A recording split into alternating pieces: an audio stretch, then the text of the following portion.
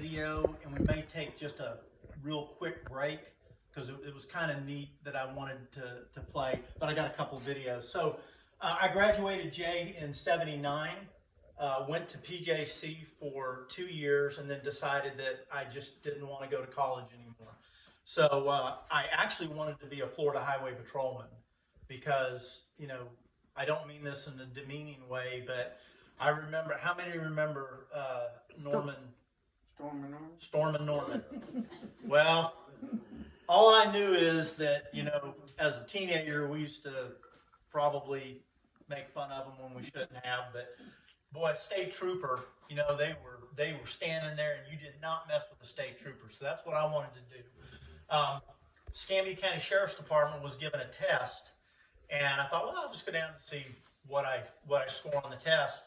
And I actually was processing with the Highway Patrol, and the Sheriff's Department called me on a Monday and said, hey, we'd like you to come down. You scored high enough. We'd like to interview you for a deputy position.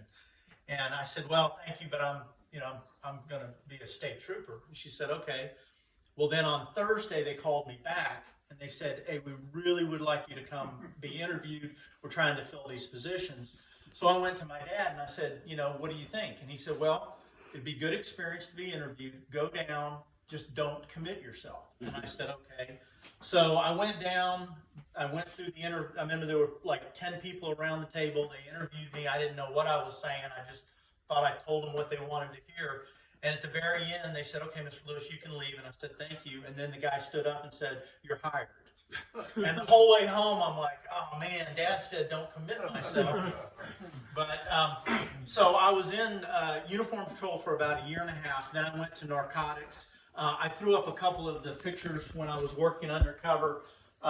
Actually, we kind of had a competition to see who could get the best mug shots with these people. So me and this guy were buddies. This guy was pretty happy. This kid was not. He was not a happy camper. So I worked narcotics for about 5.5 years. So what I wanted to do is just highlight one of the cases that I had that I think is pretty interesting that you guys would probably like to hear about.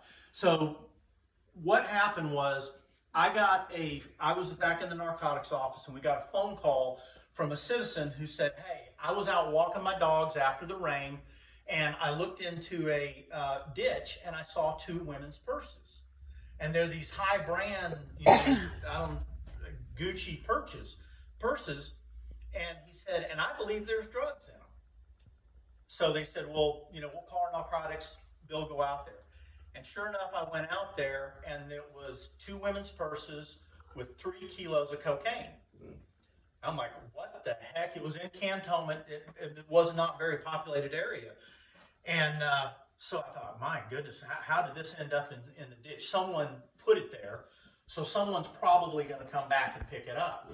So me and another guy from narcotics came, and we sat there for probably 5 or 6 hours. And it was during the daytime, and no one ever showed up. So he left, and I had to take the stuff back, and I had made my lunch that day. So I thought, you know what? I'm going to leave a note. So what I did, and this is a representation, I had a peanut butter and jelly sandwich. I took my brown paper bag, and I wrote, I have your purses, I want a reward. And I put the phone number. We had a phone at the Sheriff's Department in narcotics. We called it the cool phone, so that if you wanted to give somebody a phone call that wouldn't be traced, it'd go to this. So I went back to the office, and I was telling everyone what I had done, and they were laughing. They're like, yeah, who's stupid enough to call? Well, sure enough. Yeah, 3 kilos. Yeah, 3 kilos at the time. Good point, Alan. At the time, keys were going for about $22,000 each. So that was, fairly good sum. So that's the 3 keys we were celebrating. Wow. So how did the woman know there was? How did the woman know that there was drugs in the purse? They opened it up. Oh, and she looked. opened it up. They opened it up and looked. And so what happened was we ended up, the owner called and said, hey, you got my purses. And luckily the officer that answered the phone said, yeah, I want $10,000. or you're not going to get your purses back. That's great. So the next day, we met with them, and they brought us $10,000. Now, what was really kind of neat about it, I thought, there were several individuals involved. There was the top guy. He had his underlings make the phone call, deliver the money. So we had arrested them. And I remember I was talking with one, and they both decided to cooperate because they weren't going to take the fall for the guy. And I asked him, I said, well, where were you at when he talked to you about making this phone call? And they said, we were at this gas station on Highway 29. And I said, well, let's go to this gas station. Went to the gas station. I said, where were you at? And he said, I was standing right here by the pumps. And I said, do you remember him doing anything? And he said, yeah, he had a piece of paper, and he put the piece of paper in his pocket. I said, did he have a plastic bag? And he said, yeah, he had a plastic bag, and he threw it in the trash. I said, okay. So I went in and I talked to the trash can was empty. What I didn't tell you is I had a big paper clip like this. I had taken that paper clip and I opened it up. This one's not, yeah. I opened it up like that, and I tacked it to the ground because it was kind of windy that day.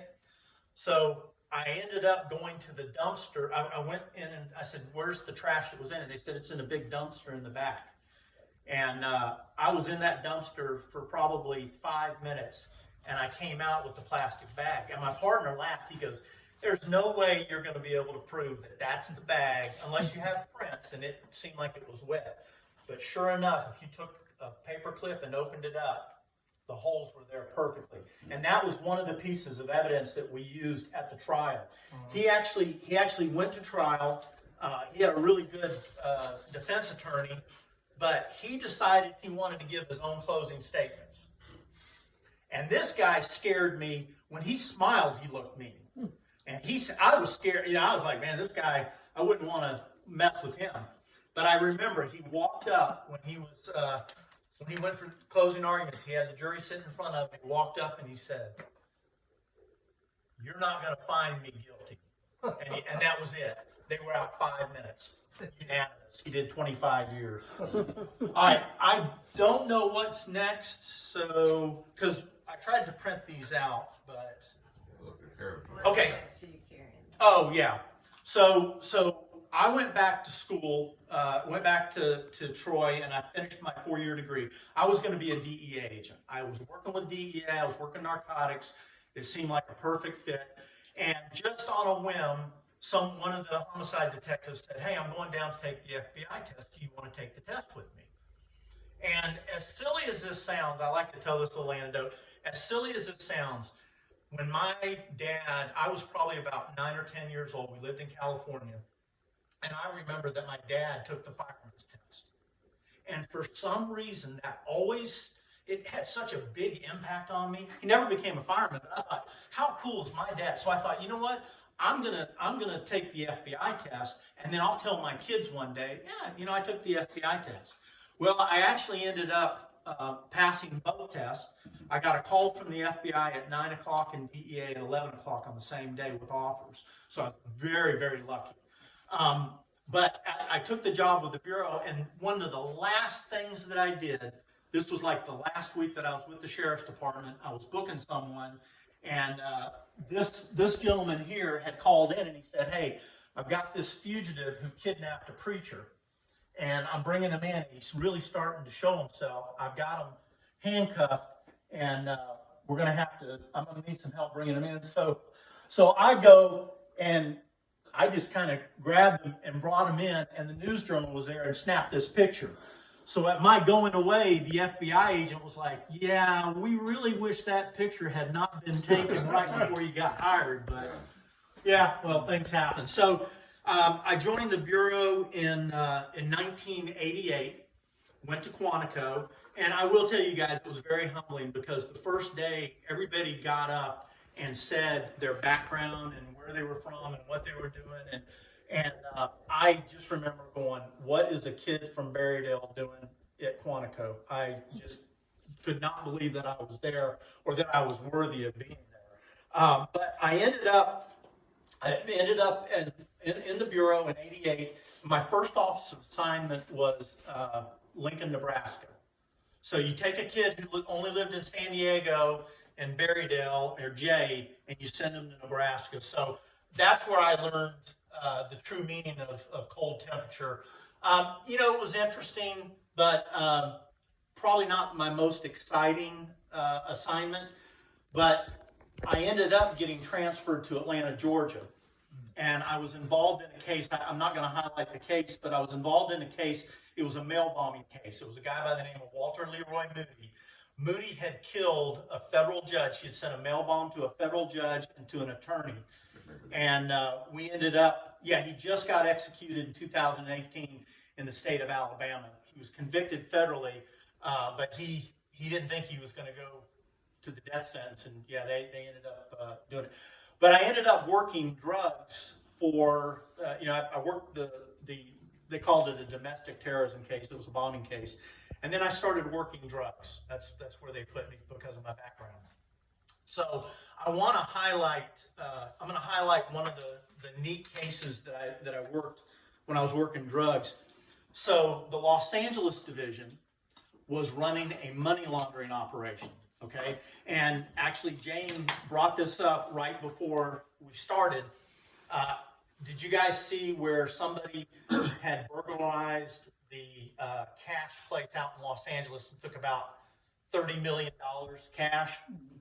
Well, one of the problems that drug dealers have and criminals in general is it's hard to deal with large amounts of cash because anytime you go to buy a vehicle or anything, it wouldn't be hard for us because we'll fill out the cash transaction report. But for a drug dealer, how do you explain where you got the, more than $10,000 that you're buying, either a house or a home or whatever?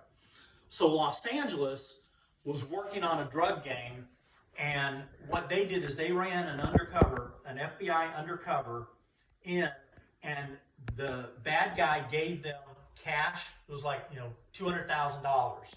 The undercover would take the cash and we would have it converted into a cashier's check.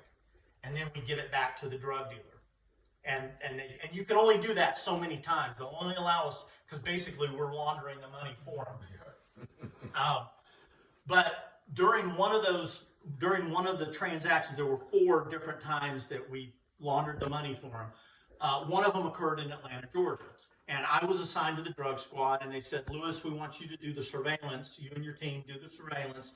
We want to see who brings the cash, because we flew the undercover into Atlanta. A young black female brought him a suitcase full of cash. It was like $340,000. We took it to the bank. We converted it. We took it back. So what I did is I started sitting up on the female's house. We found out where she lived. And one of the task force detectives that was working with me, he went by there one day and her trash was sitting out to be collected. So he just took the trash. Now in some states that's not allowed, but in a lot of states, once you put your trash out of the curtilage of your property, that is, you're showing that you want to get rid of it. So we took that, and I remember he called me and he said, hey, I want to let you know I ripped, we called it a trash rip. I ripped her trash. And I said, okay. And he said, you're not going to believe what I found in here. And evidently, they didn't go to Jay High School because they had pieces of paper where they were adding 100,000 plus 120,000. But, it was so elementary, equals this much. We were able to utilize that along with her delivering the money. And I got a wiretap on her phone. And within probably, I would say the first 3 days, we ended up, the number one guy ends up calling her. And I remember we were listening to the tape, and you hear this in the background, money counting machine. And that's what they were doing. And I'll tell you, one of the more difficult things to do was they had cars that had the hidden compartments in them, and it was about 400,000, and they were getting ready to transport it somewhere up north. And the local department that was working with us wanted us to take it down because they would then get some of the asset sharing from the 400,000. And I'm like, no, we're not taking any of the money. And it caused some really, and I was just I'm just a street agent, so I don't really have a lot of pump in it. So was it ITP or OTP? Was it inside the perimeter or outside the perimeter of Atlanta? Her house? Oh, it was in Stone Mountain. Oh, okay. Yeah, it was in Stone Mountain. So as we started looking into this case, what we figured out is the guy, the main bad guy, was running shell computer companies. And when I say shell computer companies, he would go rent a storefront, and he would put on their milestone computer. And what they were doing is we were like, okay, he's doing something with computers, and we can't figure out exactly what he's doing. So they said, hey, the shipment's coming to Atlanta, and it's going to be on Delta Flight 123. So I got with Delta, and when the shipment came, you can hit the first one. This is what I found. We found a crate, milestone, so we knew we had the right one. We actually had a drug dog come out who immediately alerted on it, and we were able to do we had to get a search warrant, so we had to get a federal judge to sign off on the search warrant, but we were able to hide it in such a way that this guy had no idea that we got their crate. Okay, and I had went to the freight company, and I kind of got the manager of the freight company to cooperate with me, and I said, listen, if he calls and asks where his crate is, you can say you never received it because I'm taking it. So you're legit in saying that. And so we took the top off, and there were 3 cartons in here. Go ahead, back. And in it were most of us have laptops, but that's your desktop, right? Yeah. So we had the CPU unit. Yep. And that's where they were putting the code. So it was 30 keys, and was there another one? Okay, one more. Yeah, so we ended up with 30 keys. And what was great is it tickled the wire. Okay, so they're on the phone. So he's on the phone going, hey, where's the shipment? And the guy that was going to pick it up said, hey, man, it wasn't here. So they go to the freight company and say, hey, where's our shipment? He goes, I never received it. Then they went to the other end and said, hey, did you ship it? Yeah, we shipped it. So they're like, it was awesome. It was great conversation, really incriminating conversations. What's that? What's next? Oh, okay. So, long story short, we're up on the wire for about 90 days, and let me give you my perspective on federal wiretaps, because I know a lot of people mistrust. Anybody can tap a phone. That's true. In federal law enforcement, in order to get a wiretap, you already have to have an indictable case. The reason that you're getting the wiretap is because you want to identify your conspiracy. You want to identify all the people that are involved. If I'm just right here on this guy, I don't know who all he's selling to. And I can tell you, we would do a 10-day report. So every 10 days, I had to do a detailed report with the United States Attorney's Office. And we had to put every single pertinent conversation that was attributed to this drug thing. If they started talking about something that was not drug related, they call it minimization. We had to minimize. You had to turn off, and you had to wait 30 seconds to a minute. Then you could go back in, and you could listen for 10 seconds. And if it didn't go down that criminal one, you'd have to turn it off. So every 10 days, we were submitting to the court. And finally, this guy was running shell companies in New York, Los Angeles, Memphis, Baltimore, Chicago, and Atlanta. So that was his way of distributing his drugs, was through shipping the computers. I mean, it's pretty brilliant. No, the guy. If the guy would have put his smarts into running a legitimate business, he would have been incredible. I remember listening to one of the calls, and this was back in '94, and he said, hey, he was telling one of the guys, he said, hey, there's this new thing out called an Apple. Mm-hmm. And there's a way, what these guys would do is I could send an email to Jane. I could take the text of my email, Jane, the coach's going to be here in 3 days. I take that and I highlight it, and then I hit white font. So anybody looking at it's not going to see, they're going to go, oh, there's nothing there. Mm-hmm. But she knows that I know. Another trick that they would do is we would get, I'd get like I'm just going to say a Google account. And I would write the email, but I'd let Ryan know what the password was to the Google. I would never even send it.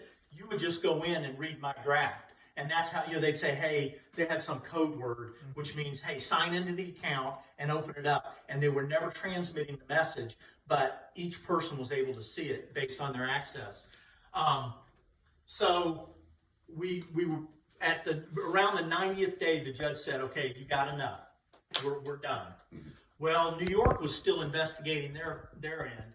And so we were just having to sit and wait. And trying to track the guy, we actually did one of the first Title IIIs, one of the first wiretaps on a cellular phone. He was one of the very first ones that we did. And I remember they called me, New York called me and said, hey, we're doing search warrants today. And I said, okay, so everybody's doing search warrants. The number one guy is gone. Somebody had tipped him off.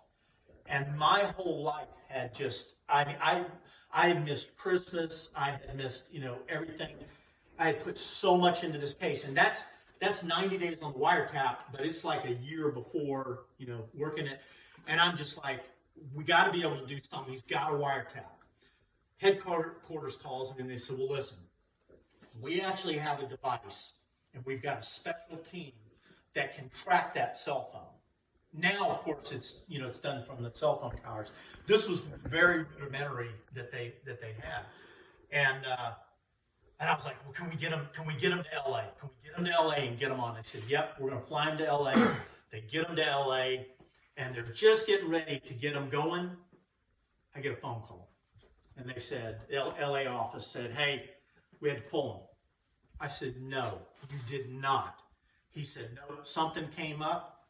It's Trump in your case. We had to pull him. O.J. Simpson.